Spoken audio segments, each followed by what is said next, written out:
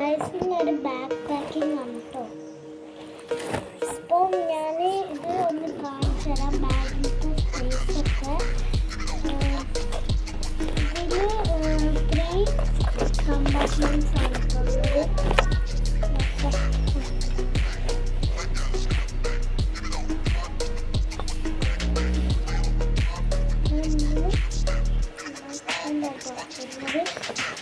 പിന്നെ നമുക്ക് ടെക്സ്റ്റ് കൊടുത്തിട്ടുണ്ട്.